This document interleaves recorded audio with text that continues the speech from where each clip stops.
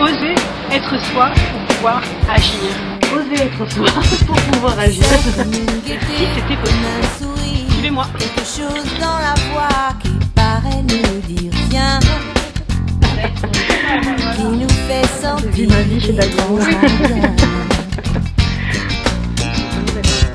C'est comme toute l'histoire du peuple noir. Alors ça c'est vraiment l'intuition, la volonté et le choix du président de Danone, Franck Ribou, qui a souvent l'habitude de dire cessez de vous cloner. C'est peut-être plus facile de travailler avec des gens qui vous ressemblent et qui ont fait la même école que vous, mais c'est beaucoup plus intéressant et beaucoup plus riche en fait de travailler avec des gens qui pensent différemment. Donc c'est lui qui a eu l'idée d'avoir à ses côtés un électron libre, puisque c'est ce que je suis dans la hiérarchie, c'est-à-dire quelqu'un qui, c'est comme ça qu'en fait l'idée lui a été vendue, si je puis dire, par quelqu'un avec qui il parlait. Il dit ça serait bien qu'un grand patron d'entreprise ait à ses côtés quelqu'un qui, quand tu vas lui poser une question, va pas te répondre en fonction de son business plan ou de son ambition personnelle, mais vraiment en fonction de ce qu'il ou elle pense des gens, des produits, de la marque, de la société.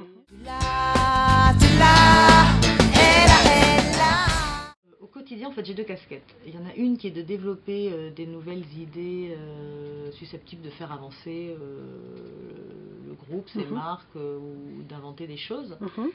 Donc je suis un peu la créative dans cette dimension-là. Donc ma fonction s'appelle, je suis directrice prospective et nouveaux concepts. Donc je suis chargée d'apporter donc des nouvelles idées pour le groupe.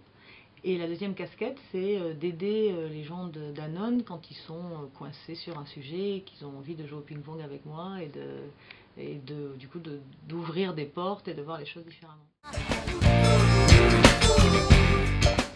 C'est aussi la posture dans laquelle je suis, quoi. J'ai la chance donc d'être à un endroit où il ne m'est pas demandé de produire immédiatement, mais plutôt de tester des choses, de faire des petits laboratoires.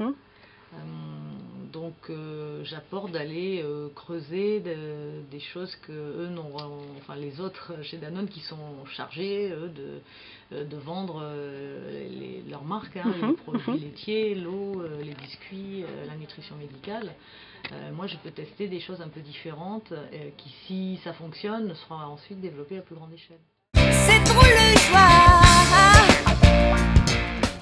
Là encore, le désir de Franck Ribou de faire bouger la cause des femmes et de se dire il y a beaucoup de choses qui existent et ça n'avance pas. Alors, il s'est tourné vers la DGRH de Danone, qui est Muriel Pénicaud, et vers moi-même, en nous disant mettez-vous avec d'autres entreprises. C'est comme ça qu'on va arriver vraiment à faire bouger les choses. Le programme s'appelle le programme Eve, du nom de la première actrice de changement, et puis parce qu'il se passe à Évian.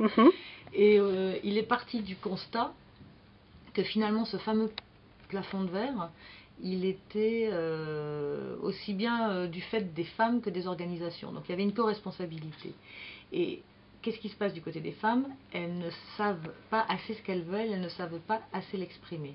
Donc justement, elles n'osent pas assez être elles-mêmes. Et très souvent, elles pensent qu'il faut mettre leurs pas dans les pas des hommes pour pouvoir réussir. Pas du tout, on a envie de leur dire, ce qui est intéressant, c'est justement la diversité, c'est qui vous êtes. Et au fond, cheminant, oser être soi pour pouvoir agir, c'est pas du tout réservé aux femmes. C'est-à-dire que tous les hommes, d'ailleurs, quand on a parlé de ce séminaire, puisque on a mis avec jubilation un quota d'hommes, Qui est de 20%, c'est ça et qui donc nous accompagne, parce que c'est tous ensemble qu'on va arriver à faire bouger les choses. Ce ne sais quoi.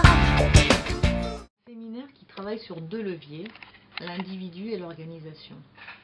L'individu, c'est pour lui faire prendre confiance en lui, en elle, et l'organisation, c'est pour lui faire prendre conscience des difficultés des femmes. L'organisation, donc souvent les hommes, qui sont derrière les organisations.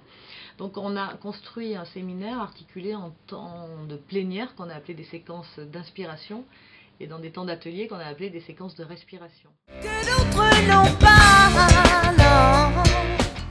Tout le monde se retrouve dans oser être soi pour pouvoir agir. On se rend compte qu'au fond, c'est, et d'ailleurs votre blog le montre bien, est très très important parce que c'est très contemporain en fait, cette façon de réfléchir, de se dire au fond on n'arrive plus très bien à s'appuyer sur le politique, le religieux, enfin toutes ces suprastructures sont quand même en train de ficher le camp. Donc à un moment il faut bien s'appuyer sur quelque chose, donc c'est quelque chose, si c'est soi, c'est plutôt bien.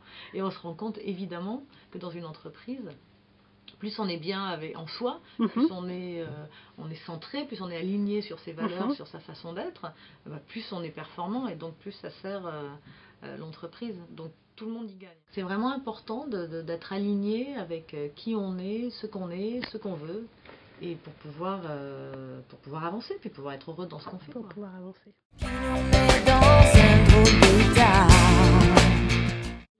J'ai pas d'équipe, j'ai pas d'argent, donc à chaque fois que je monte un projet, il faut que je convainque pour qu'on me donne l'argent pour le monter et pour qu'il y ait des gens qui aient envie de travailler avec moi.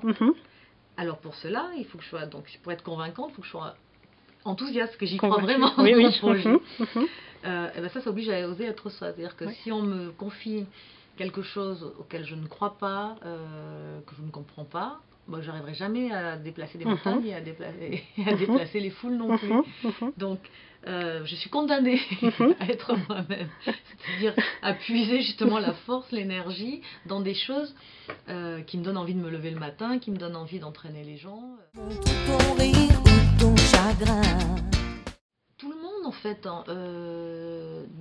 doit... Moi, c'est vrai que souvent, je leur parle de ça en disant, au fond, tu penses quoi, toi ? Et beaucoup ne s'autorisent pas à penser. Ça commence à l'école. Hein. Et ça, c'est Philippe Michel, avec qui je travaillais dans l'agence de publicité, qui disait, à l'école, on nous apprend à raisonner, on ne nous apprend pas à penser.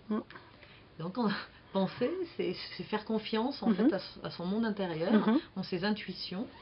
Donc être soi, c'est déjà se faire confiance. Tu cherches encore les pouvoirs qui dorment en toi. On ne peut pas toujours demander aux autres ce qu'ils pensent pour vous, quoi. Et même faire des tonnes d'études chaque fois qu'on a un produit à lancer, c'est pas possible. À un moment, c'est intéressant de se dire au fond, moi, qu'est-ce que j'ai envie de quoi? Qu'est-ce que j'aimerais soutenir? C'est quand on est convaincu que ce que l'on fait est bien, alors on n'a plus peur. Et en plus, ça nous donne une direction très claire. Et on sait très bien où on va. Voilà. Et donc on agit. La confiance. Ouais, s'autoriser à avoir des intuitions. Elles sont intéressantes, les intuitions. On ne travaille pas assez sur les intuitions. Justement, on est en train de plus en plus de développer l'intelligence émotionnelle, etc. Parce qu'on comprend que c'est pas uniquement de l'intelligence rationnelle. On sent les choses. On peut dire je le sens pas. Alors on n'a pas le droit de dire je le sens pas, mais on peut se le dire à soi. Et puis après trouver des tas d'éléments de post-rationalisation qui vont justifier. Mais voilà. C'est très important, si on ne le sent pas, c'est salvateur, parce que du coup, on améliorera le produit, on améliorera la communication, on améliorera la relation, ce que vous voulez, mais on ne doit pas tolérer de ne pas sentir quelque chose. Merci Anne. Et là, ce tout petit supplément d'âme, c'est indéfinissable charme.